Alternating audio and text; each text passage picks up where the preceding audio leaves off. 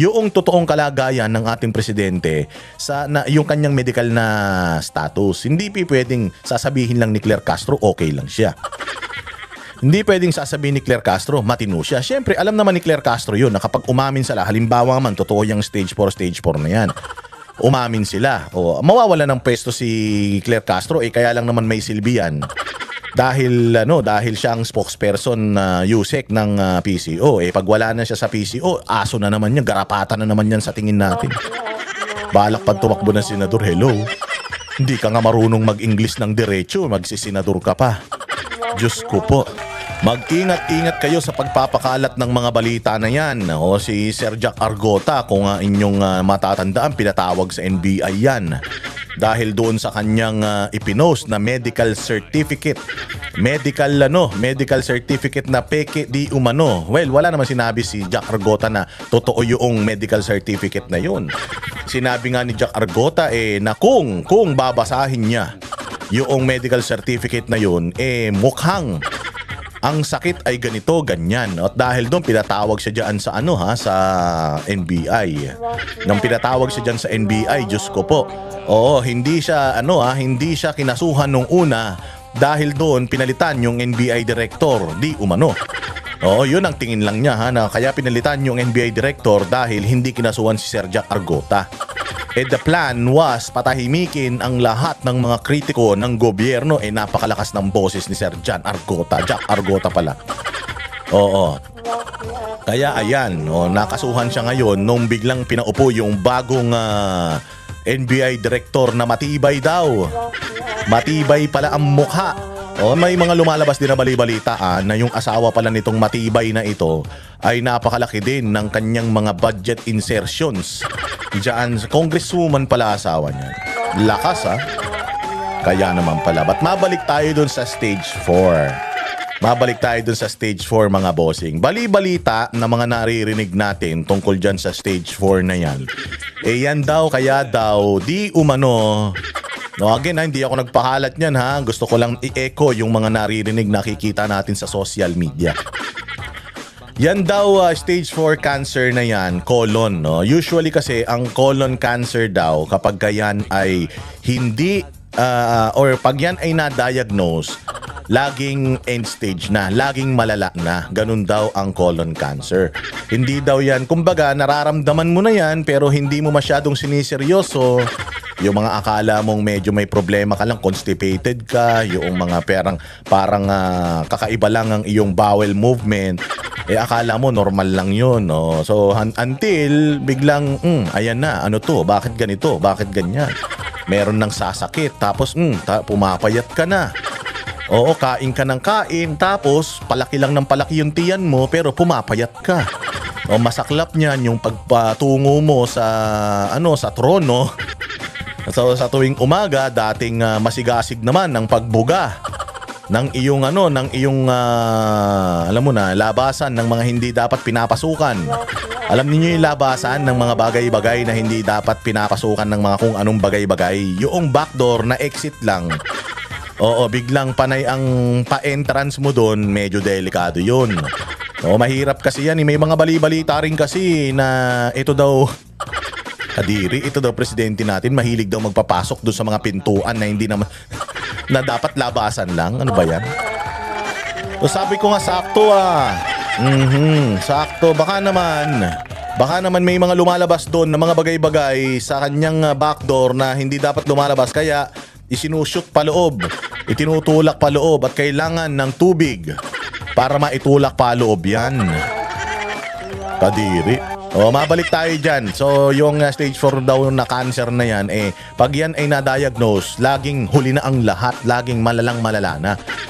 Syempre, hindi mo naman maiwasan yung taong bayan na magduda kasi nakikita mo naman yung ating pinakamahal. Hindi pinakamamahal Pinakamahal na presidente. Bakit pinakamahal? Pinakamahal kasi nga, lahat nagmahal.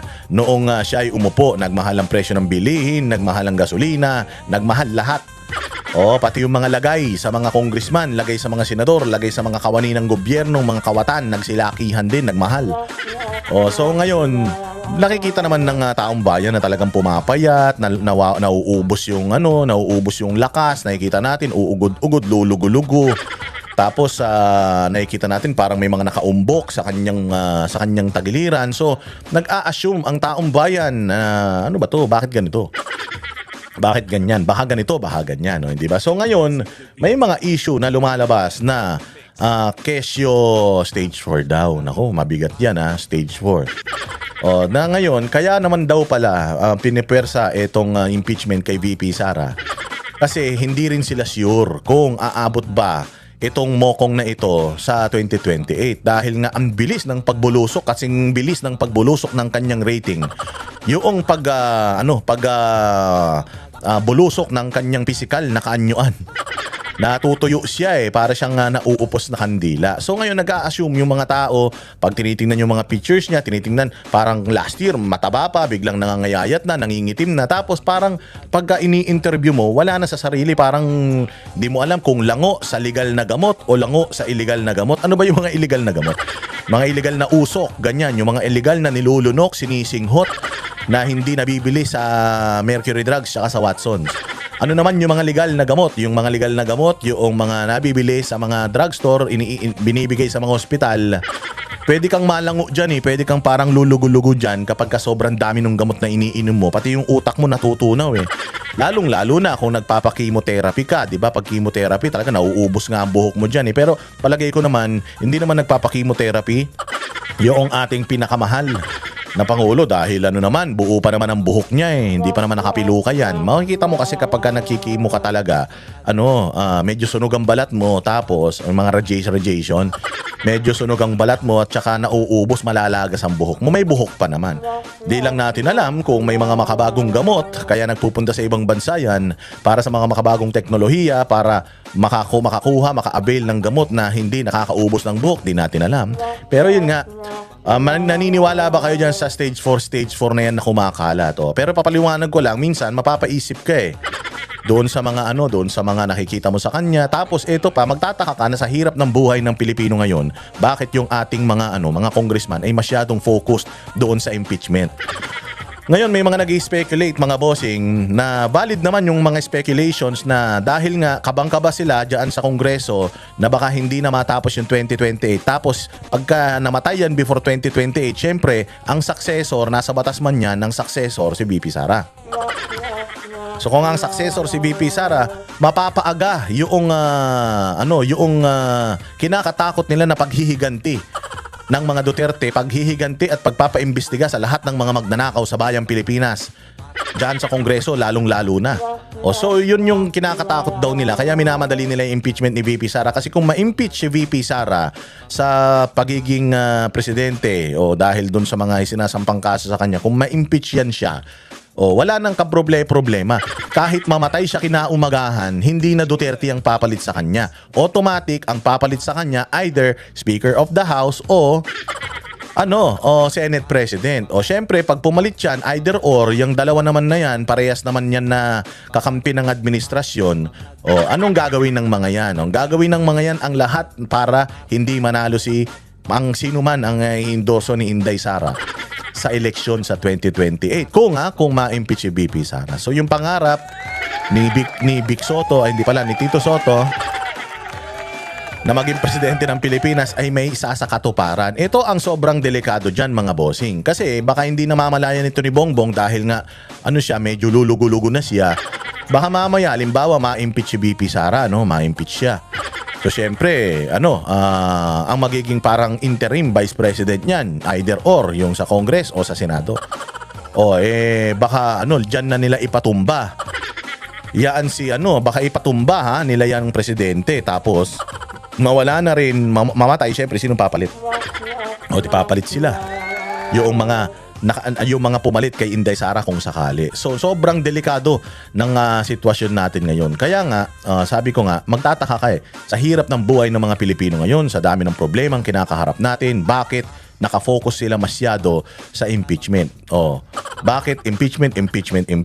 Samantalang dami-daming issue na dapat natugunan ng ating mga mambabatas. Yan yun, isa daw, hindi ako nagsabi niya. Isa daw yan sa mga dahilan kung bakit minamadali ang impeachment, kasi hindi din sila sure kung kaya bang tapusin ni Bongbong Marcos yung kanyang termino dahil sa sakit. Pero siguro dapat na rin, tama na rin dahil kumakalat itong issue na ito. Siguro it's about time na ang pamahalaan natin i-settle this once and for all. Hindi na dito pwede yung mga basta basta sabihin mo lang na matino siya, okay siya, wala siyang sakit, hindi na dapat ganun. Dapat i-demand na talaga natin sa pamahalaan. Dalawa na yung i-demand natin ngayon. Nung una, drug test. Ngayon naman, nagdi-demand na tayo at dapat mag-demand na tayo na i-disclose ng gobyerno yung totoong kalagayan ng ating presidente sa yung kanyang medical na status. Hindi pwedeng sasabihin lang ni Claire Castro okay lang siya. Hindi pwedeng sasabihin ni Claire Castro matino siya. Siyempre, alam naman ni Claire Castro yun na kapag umamin sila, halimbawa man totoo yung stage 4 na yan, umamin sila, mawawala ng pwesto si Claire Castro, kaya lang naman may silbi yan. Dahil siya ang spokesperson USEC ng PCO. Pag wala na siya sa PCO, aso na naman yan, garapata na naman yan sa tingin natin. Balak pag tumakbo ng senador, hello. Hindi ka nga marunong mag-English ng diretso, magsisenador ka pa. Diyos ko po. My goodness. So yun ang natin, yun ang dapat i-demand natin sa pamahalaan na i-disclose nila kung ano ba talaga ang medical condition ng Pangulo ngayon. Hindi pa nila dinidisclose. Dalawa na utang ninyo, hindi nyo pa dinidisclose whether itong presidente na to ay addict o hindi. Hindi kayo naglalabas ng mga drug test ninyo, so hindi natin alam kahit i-demand natin to kung maglalabas ba sila. But again, kailangan gawin na nila yan. Kasi kumakalat na ito, malala na sa social media. Puro stage 4 na yung nakikita natin . So to settle this once and for all, I suggest yung Malacanang, maglabas na ng medical bulletin galing mismo sa mga doktor. Tama? Galing mismo sa mga doktor, medical bulletin. Maglabas na sila. Hindi yung basta statement lang galing sa fake news peddler ng Malacanang na si Claire Castro. Abangan natin yung mga development dyan kasi may mga lumalabas. Naglabas sila ng pictures na sila ay parang kumakain ng Easter Sunday. Pero may mga vlogger na nag-scrutinize ng picture na yon. Parang ang taba ni Bongbong doon. Hindi ganun ang itsura niya bago magbakasyon. Ano yun? Nangangayayat ka bago magbakasyon tapos biglang nagpalabas kayo ng picture, namamaga yung mukha mo? Pucha, delikado na yan. Kung payat ka, kinaumagahan, mataba ka na, putang ina, baka manas na yan. So ngayon, ang dami mga nag-scrutinize ng mga pictures. Yung pictures na yung relos niya, biglang nagbago, nawala. Yung itsura ng anak niya, iba. So parang AI daw yung mga, or edited yung mga pictures na lumalabas na siya ay nag-Easter. Kasi usually pagka mga ganyan, Easter, nagbibigay ka ng Easter Sunday message. Kailangan buhay ka. Pero parang ito yung kanyang mensahe, nasusulat lang . Alam naman natin na siya ay nagbakasyon sa Ilocos Norte. Di natin alam kung nagbakasyon siya sa Ilocos Norte, hindi. So anyways, it's about time na i-demand natin sa mga nasa pamahalaan na i-disclose yung true status ng condition ng health ni Pangulong Bongbong Marcos. This is for everyone's peace of mind. Yung salin nga ni Inday Sara gusto nyong ilabas, di ba? Dapat ilabas nyo na rin yung medical bulletin.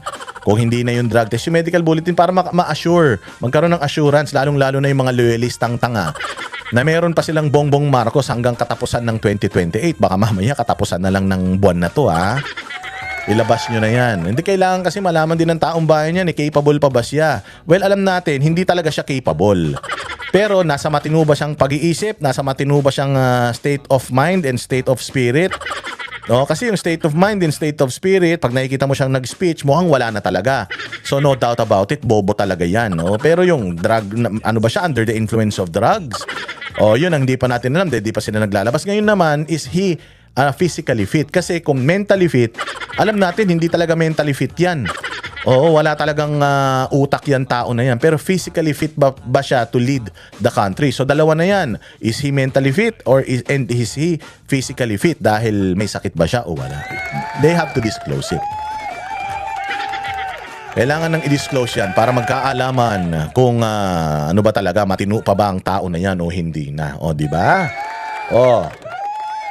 So, yun yung mga speculations na lumalabas ngayon na baka kaya nga natatakot sila na anytime mawala yan dahil sa sakit. Parang sinasabi is known na daw yan dyan sa kamera na meron siyang malalang sakit and aligaga na sila dyan kung ano ang gagawin nila.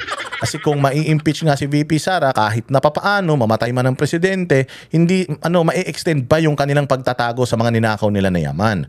Pag namatay yan ng hindi pa nai-impeach si VP Sara o automatic na siya ngayon, na siya ay magiging presidente, mapapaaga yung kanilang penitensya. Mapapaaga yung kanilang pag-alis sa bansang ito, hindi nila madadala yung mga ninakaw nila sa sambayan ng Pilipino. So yun ang kakakaabalahan nila ngayon. Kaya by hook or by crook, kailangan ma-impeach si VP Sara. Hindi natin alam kung